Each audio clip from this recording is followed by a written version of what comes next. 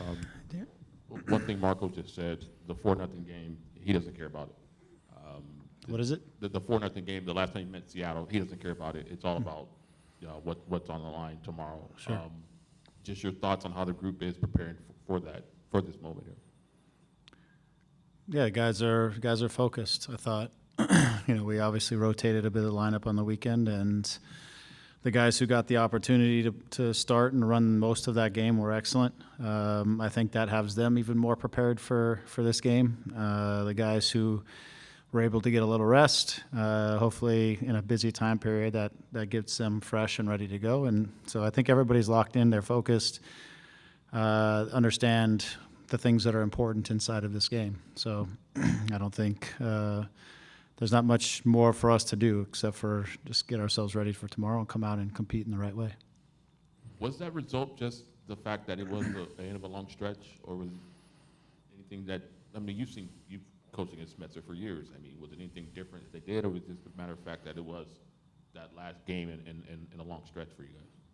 Yeah, there's a lot of things that happen inside of 90 minutes, but I think for us, I didn't like our intensity from the start. It took us 43 minutes to commit our first foul. That's just a lack of physical presence in the game and competing. I'm not saying we need to run around and foul, but you need to get close enough people to be disruptive. They need to feel that you're in the game, that you're ready to compete. We weren't sprinting at the speeds that we needed to. Our intentions weren't at the level that I think they have been in Leagues Cup coming out of it. I thought we were below that standard on that day. So there are some things that just from a baseline starting point, we have to be at a much higher level. Inside of that, I think there were some things that we need to be more mindful of in terms of whether they're tactical things or principled things, but there's things also that we need to be more mindful of in the game and recognizing in certain matchups and certain situations, we've got to fight through some things a little bit harder, and also we need to try to take advantage of some things that maybe were there. So there's a few things inside of that. I thought we were careless with the ball. When we broke pressure, we turned around and gave the ball back to them almost immediately when we got into the attacking half of the field through much of the first half. There's a lot of things I thought our decisions were poor. I thought our intensity level was low. So it's outside of that, you have to have that as a starting point, and then you can start to talk about tactics and start talk about other things that you can adapt inside the game. So maybe matchups that you can find that are a little bit better, things like that. And just one more.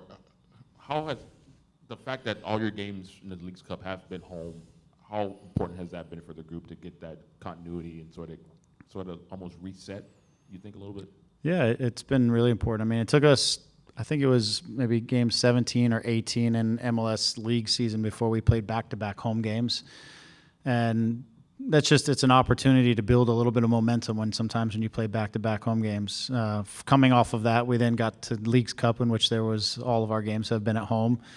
And we've got a second half of the season where we have a lot of home games because we were on the road a lot at the beginning. So I think this stretch has given us an opportunity, like you said, to use the energy of our stadium, sleeping in our own beds, our fans, our environment to build some momentum inside of the group, build some confidence, find some things that have been really working for us, again, that have been good, and utilizing that in a way that's been able to propel us, I think, help propel us to this point in the tournament. So we have home field tomorrow. No matter what happens tomorrow, we'll have home field for the last game. Hopefully it's for a championship, but we need to utilize the energy that is going to be in the stadium and the fact that we're at home in our favor. Not like we did last time we played them, but more to our favor to bring the right intensity and energy to the game. Daniel, TUDN. Gracias.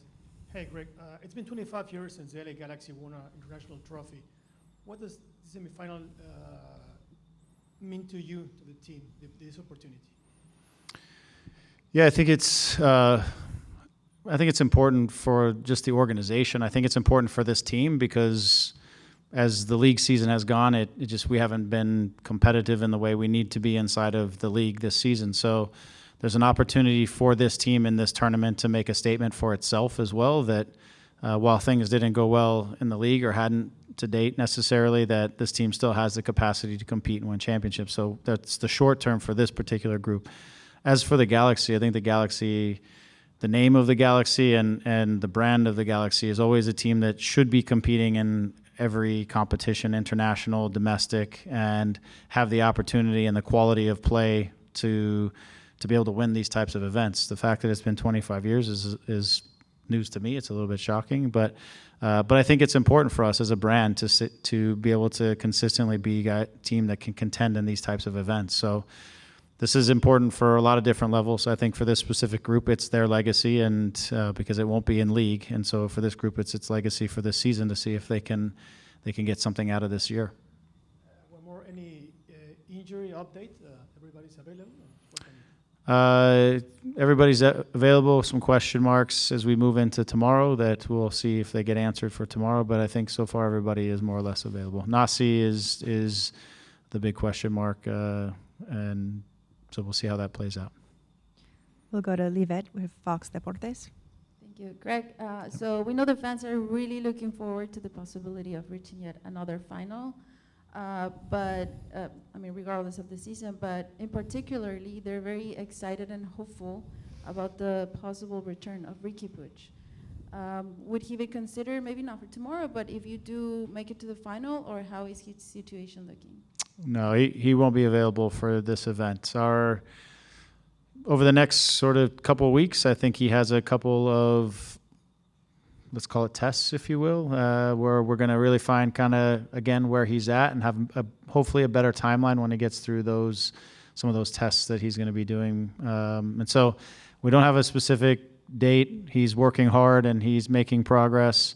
He's not ready now, that's for sure. The question is, will he be ready for the season ends, and will he have an opportunity to touch the field and get something before the season ends is what we're trying to figure out. And we're going to do it in the safest way possible. So he's got to go through some more testing to see kind of where he's at. And hopefully that will give us a better sense of a timeline and when we'll see him again. We'll now go to Zoom. Alex, go ahead. Hi, Greg. Thank you for your time. This is another matchup between you and Brian Schmetzer. Feels like these collisions are almost inevitable, kind of, like Batman and Joker. I kind of wanted to ask you, since you guys have... Who's Batman in that? You can read that tomorrow. Okay. But what I was going to ask you is, you guys have faced each other. I think this is going to be your 7th knockout game against each other.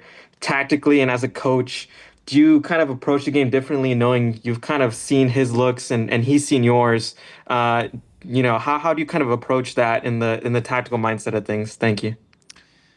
Yeah, I think, a lot of it, and I'm going to take a stab because I know Brian pretty well. A lot of it's just depending on our teams and our players and what we feel like is going to be putting our players in the best scenarios to try to be successful on, these days that really matter. So my tactical setup is going to be trying to find and give the best possible setup and solution to our guys so they can go out there and they can compete and be comfortable about what their responsibilities are and working together and finding the results for the game and finding the solutions inside of the game. So in talking to him, I know he puts a lot on his players in the same type of way. He's not going to change a setup just for the sake of it. He's going to try to put his team in the best possible way to come win the game. So once the game gets going and you see what's happening, then I think there's the opportunity to maybe see what adaptations might be available or whatever. But at the start, it's for us, it's let's go out and let's make sure that our competitive spirit and our intensity and all those things that I thought were lacking the last time we played them are at the right level, and then we give ourselves a chance to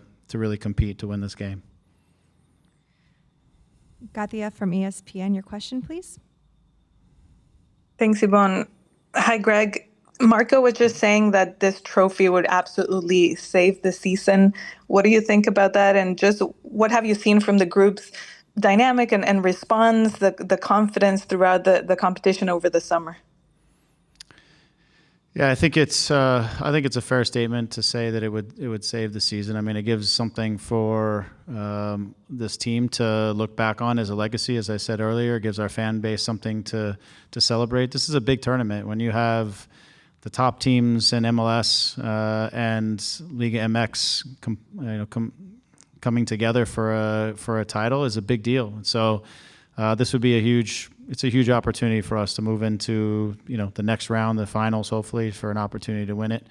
I think it'll say a lot about this group, even though we got off to a bad start. Maybe it says that we just needed to find ourselves a little bit and that we really are a good group. So, and I believe that. And tomorrow's the opportunity to kind of show everybody that. So it's a big occasion for everybody. I know in the locker room they feel it. I always feel with our groups when the tension is right, because they know that tomorrow is a big day, then today has a certain feel to it. And I felt that a little bit with our group out there.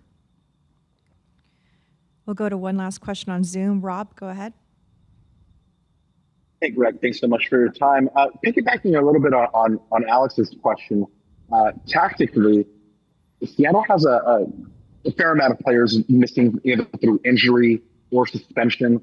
Does that make them more difficult to game plan for, being that you could see different looks from Brian Schmetzer's team?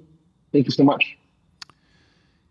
Yeah, I think I don't think we'll overthink it to see what Brian might do too differently. I think one of the good things about for them, about their team, is they have players who kind of plug and play. When other guys are out, then the next guy is up, and there's some similarities in their players. If they're missing a couple wingers, then they add on a couple more wingers, because I think they have 4 or 5 of them who are of a very good level that are capable to fill into those wide positions. If Rusnak is out, then Ferreira steps into the middle. He's an option to play in that role. So they have their pivots that are healthy. Obviously they're missing striker, but De Rosario's done a great job as of late, showing that he's capable. So I don't think we will personally overthink it. They have the opportunity to do whatever they want to do. For us, we focus really on ourselves and the things that we need to do to prepare for this match tomorrow. And if we see something different or something that we weren't expecting, then we'll adapt to that as the timing is right. But I think that they should probably feel pretty confident about how they performed last time they played against us, and I don't suspect we'll see too many different things from that.